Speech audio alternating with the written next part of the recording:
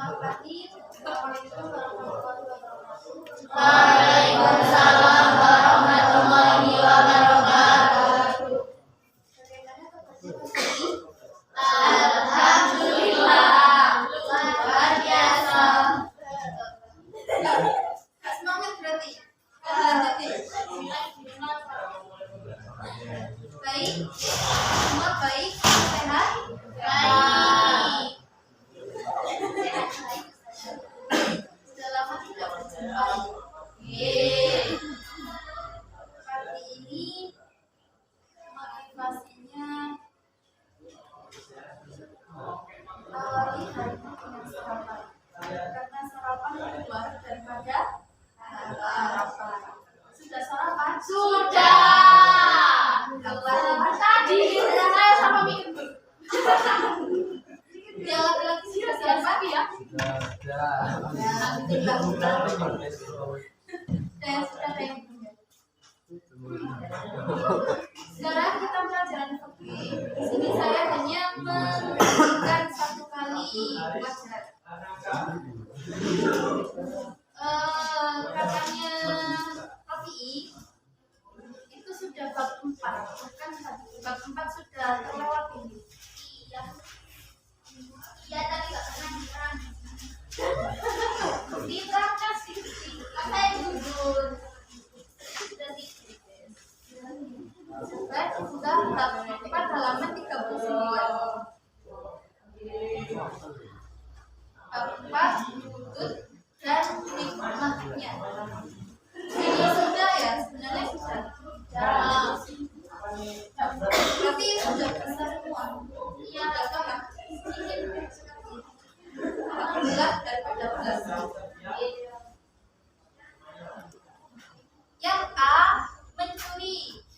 Coba bukan dulu, perhatikan S-nya. Mencuri, tahu mencuri? Tahu apa? Mengambil sesuatu barang secara sembunyi. Baik itu dilakukan oleh anak kecil maupun orang dewasa. Oke.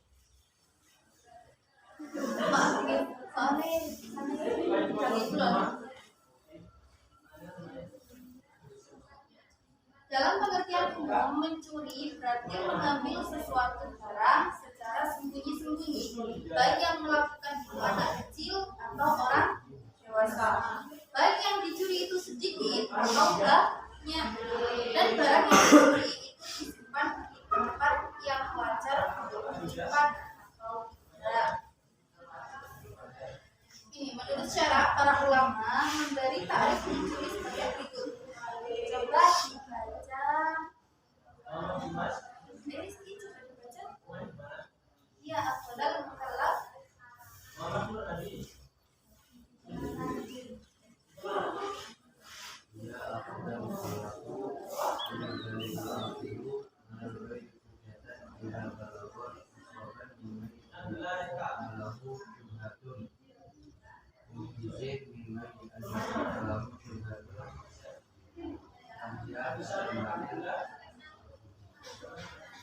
Yang artinya yaitu perbuatan orang menghalang dari sembunyi-sembunyi secara jelas dihisap tempat sembarangan dan orang yang melakukan itu diambil pemerintahan terhadap orang tersebut.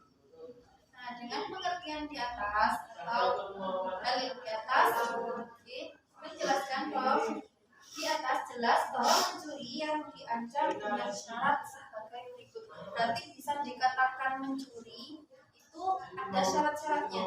Yang A, pelaku pencurian adalah mukallaf, yaitu sudah balik dan akal, atau mukallaf mengurangi salam yang sudah balik dan berakal.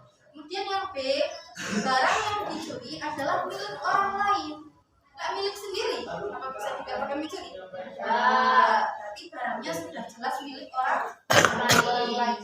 Kemudian yang C, pencurian itu dilakukan dengan diam-diam atau secara sembunyi-sembunyi.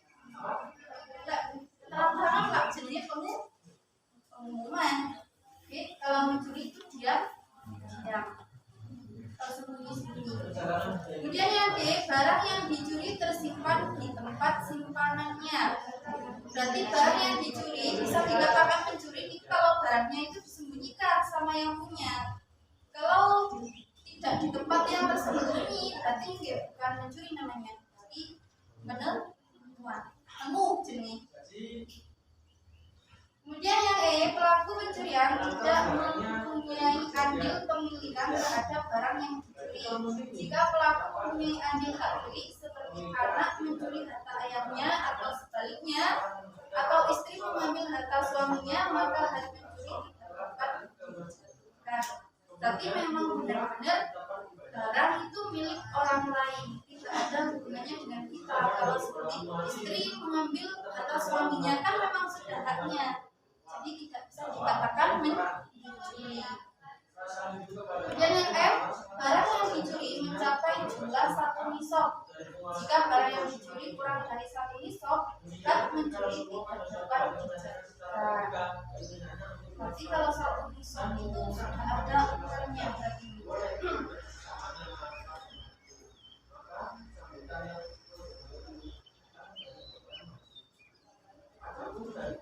Oke, kemudian bawahnya, walaupun perbuatan pencuri yang diancam dengan hak mencuri terbatas pada perbuatan tertentu seperti telah dijelaskan di atas, tidak berarti bahwa perbuatan mengambil harta orang lain selain mencuri diperbolehkan dalam agama.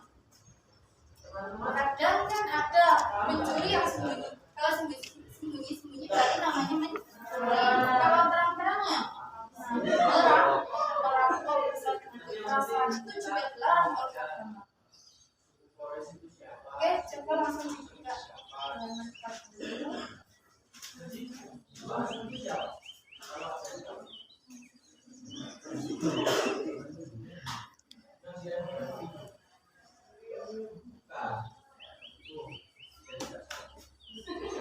Yang nomor 2, pembuktian perbuatan mencuri. Sebelumnya sudah dijelaskan bahwa perbuatan mencuri yang diancam dengan hak mencuri adalah jika perbuatan itu memenuhi syarat-syarat tersebut tidak dipenuhi, seperti syarat-syarat tadi. Hak tidak dapat dijatuhkan. Hak itu adalah hukuman. Di samping syarat-syarat yang telah disebutkan terdahulu, hak mencuri tidak dapat dijatuhkan sebelum yakin secara syar'a bahwa perbuatan pencurian itu telah terjadi. Maksudnya, pelaku benar-benar melakukan pencurian yang dapat dibuktikan dengan salah satu dari 3 kemungkinan. Nah, di sini ada 3 kemungkinan. Tapi jika salah satunya sudah terjadi, ini maka hak bisa dijatuhkan. Oke, yang pertama A, kesaksian dari 2 orang saksi laki-laki yang adil dan berikhtiar. Oke, hak bisa sah dijatuhkan jika ada kesaksian dari orang lain. Oke, nah ketentuannya saksi itu 2 orang laki-laki yang adil dan berikhtiar. Kemudian yang B, pengakuan dari pelaku pencurian sendiri. Gak sing nyolong iku mengaku, berarti hak bisa dijatuhkan. Kemudian yang C, sumpah dari orang yang mengajukan perkara. Ketika ada orang yang mencuri, kemudian temannya mengajukan, ketika yang mengajukan itu berani bersumpah, berarti hak bisa dijatuhkan. Jika terdakwa pelaku pencurian menolak tuduhan tanpa disertai sumpah, maka hak sumpah berpindah kepada penuduh. Ketika penuduh tidak berani bersumpah, maka haknya itu bisa berpindah pada penuduh.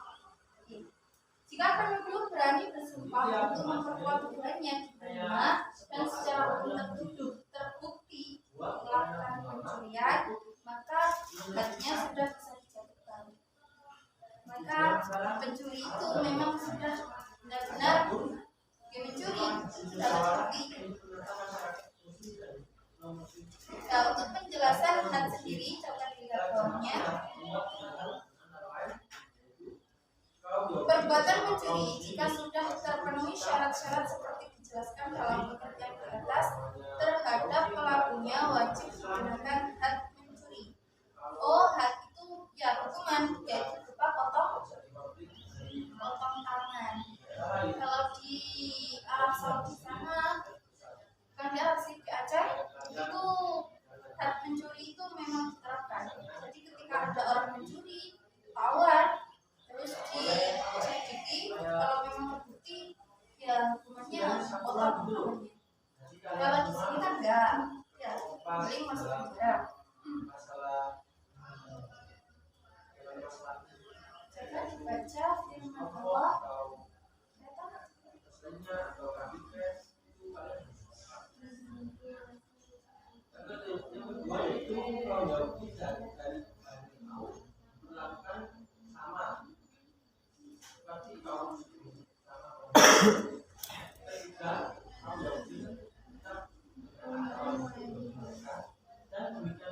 Allah yang wasariqatu artinya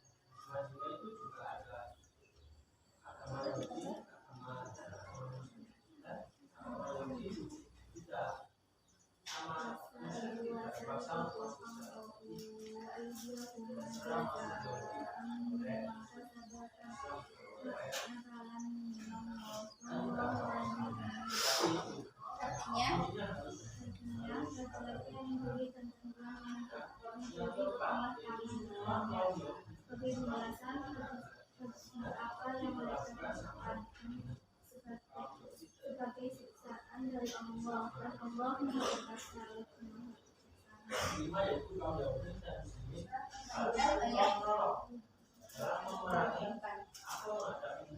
firman Allah di atas ini menjelaskan had mencuri secara umum, yaitu potong tangan. Mengenai pelaksanaan secara rinci dijelaskan lebih lanjut dengan sunnah Rasul. Antara lain,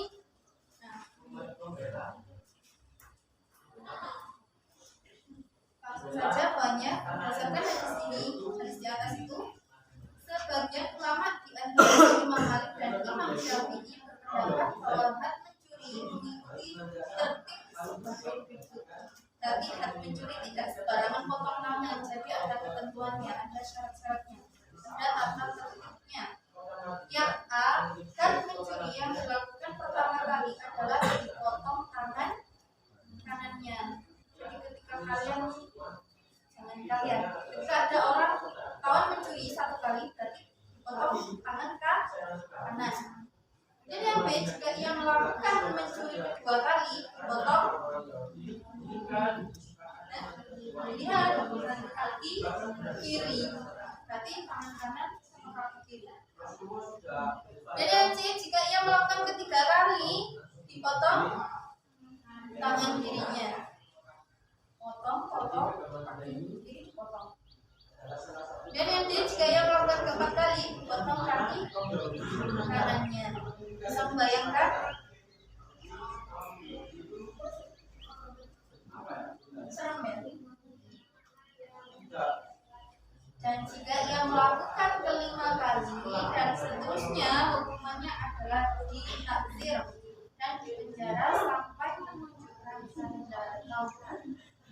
Takzir seperti tinggal pondok, bahasanya ditakzir. Berarti ini dihukum yang sekiranya dia jerah. Terserah guys. Kalau sudah berkali-kali nggak tobat, takzir.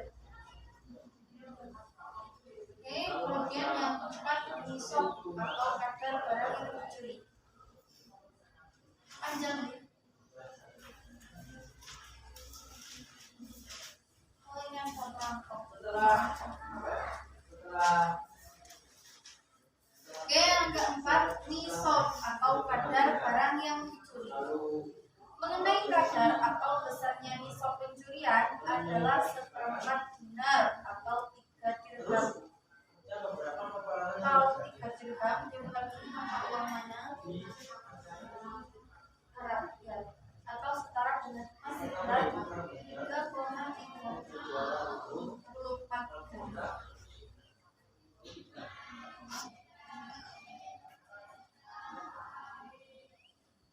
Ini kan nisab, mengenai kadar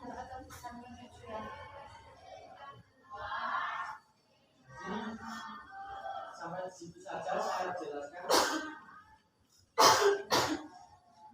Apakah masih kurang?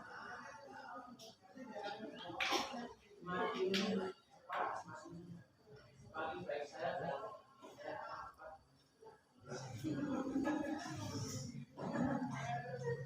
jadi apakah sudah paham? Kalau barang yang didapatkan pencuri itu di jabatannya atau ada pakarnya, ada batasnya. Berarti kalau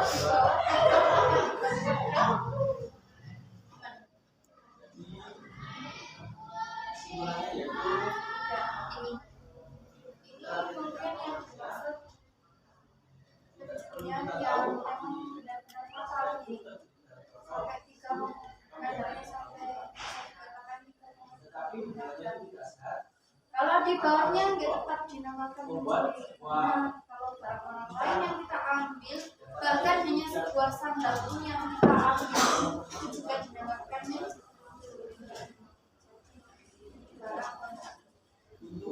Nah, kemudian bawahnya yang nomor 5, pencuri yang dimaafkan. Nah, ini adalah pencuri yang dimaafkan. Ulama sepakat bahwa pemilik barang yang dicuri dapat memaafkan pencurinya, sehingga pencuri bebas dari hak mencuri sebelum kasus atau perkaranya sampai ke pengadilan. Hak mencuri merupakan hak hamba pemilik barang dan pemilik barang yang dicuri. Jadi pencuri yang bisa dimaafkan itu ketika yang dicuri dapat memaafkan pencurinya. Oh, gini loh, nisab atau kadar barang yang dicuri ini kalau yang dibawa diperkarakan ke pengadilan itu kadarnya minimal 3,34 gram. Di bawahnya itu tidak bisa diseret ke pengadilan. Tapi memang itu sudah disebut pidana curi. Nah, pencuri yang dimaafkan yaitu ketika yang dicuri memaafkan pencurinya.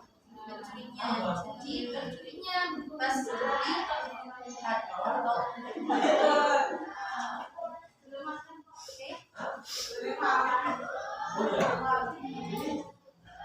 saya belum makan atau mungkin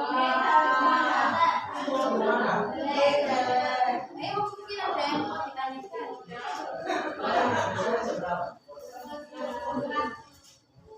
Ayo kalian lemes ya. Katanya ada sarapan. Katanya ada sarapan, belum sarapan. Nah, yang laki-laki kafein untuk sarapan. Oke, absennya mana? Saya absen dulu. Absennya ada. Tidak ada absen. Jamil. Saya absen dulu.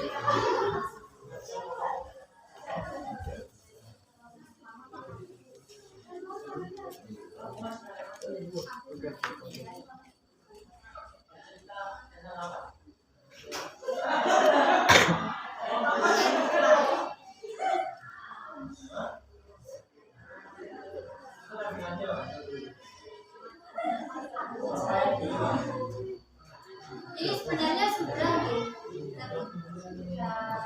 nanti sudah selesai ini kita mau jawab jadi kalau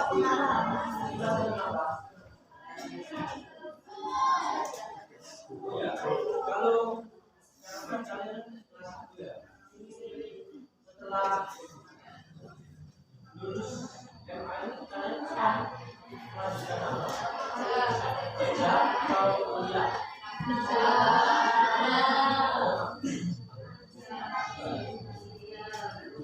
Yang mau ngerti siapa? Terus kalau nanti tidak apa-apa. Kalau kerja apa? Nanti ya. Sini mau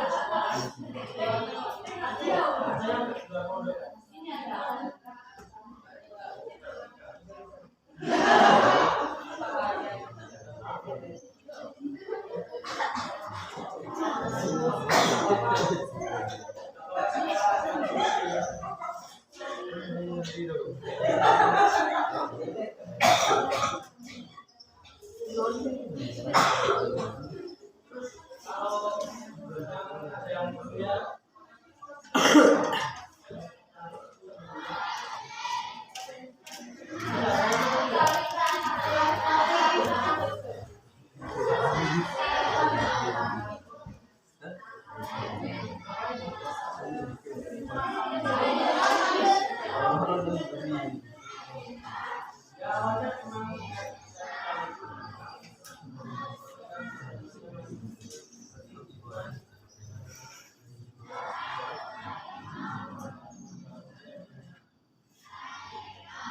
Sekarang hari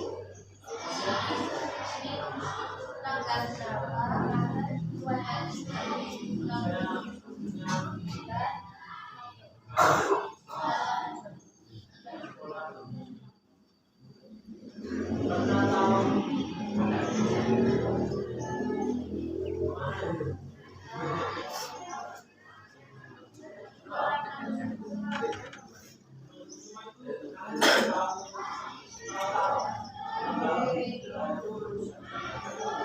Ahmad Faisal,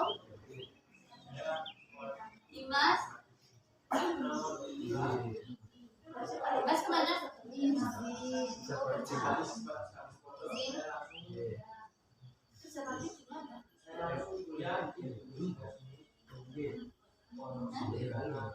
PFA. Apa ini?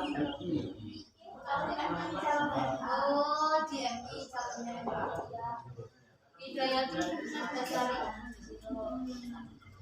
Sila Dwi. Jazila Admiro. Roman Silai. Khairul Rasikin. Solihin Munir. Yunus. Muhammad Rizki. Muhammad Rafi'i. Orang setengah tahun. Nahiyat Solihah. Loh, kok kamu selalu masalah itu? Loh, kerjanya pasti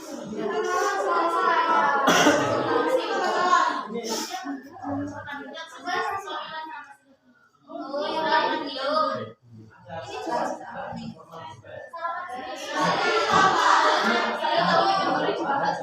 ya. Asal sendiri berarti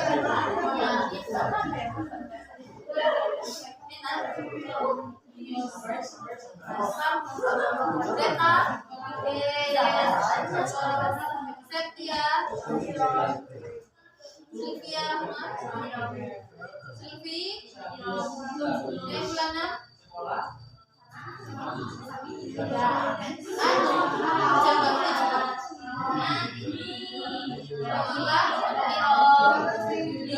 kelasnya siapa?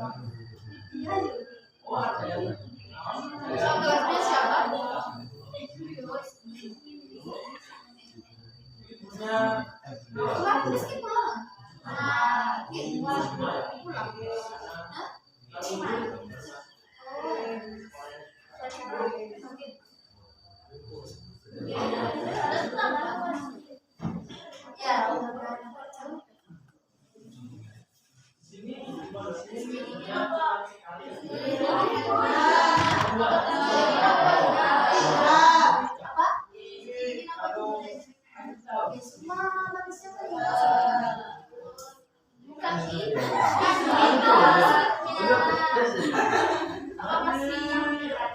Berbau-bau derek.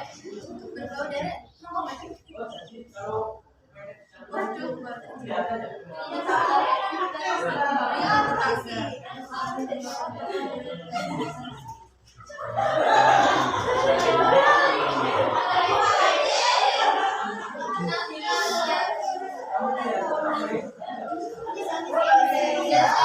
tugasnya ngapain? Cerita apa? Cerita Harapan. Terus mengerjakan biasanya. mengerjakan apa biasanya? Ya mengerjakan pakai HP. Nggak usah diterangkan. Katanya apa?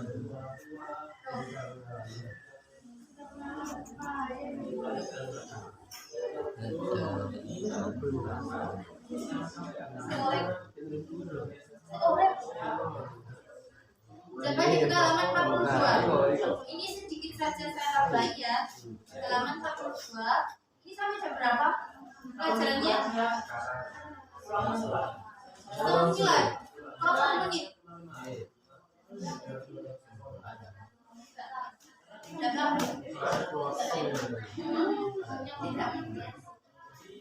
Coba di halaman 42 saya tambahin sedikit ya.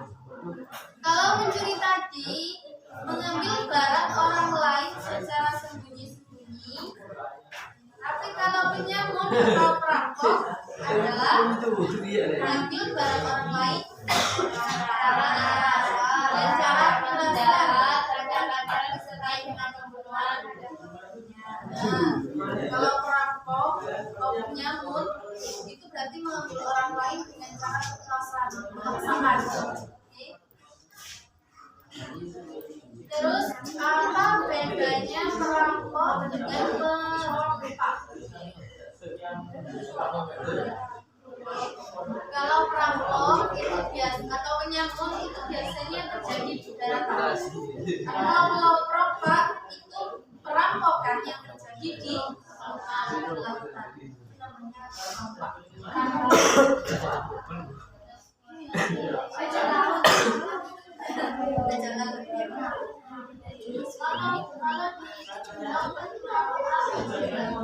Kan biasanya banyak kan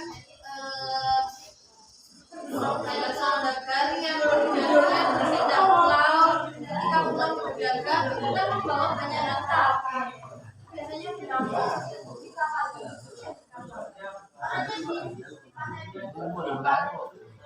Ya sekiranya bisa mendapatkan hartanya bisa saja.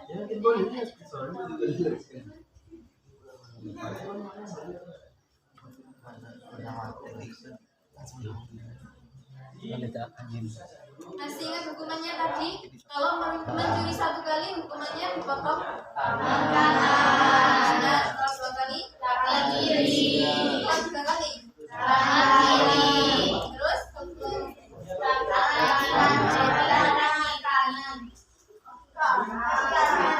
terus kalau sampai 5 kali atau seterusnya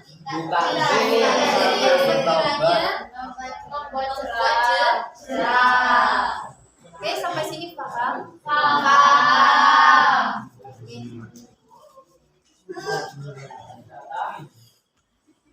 Coba mungkin itu pelajaran hari ini. Ya. Benar tidak ada yang tanyakan?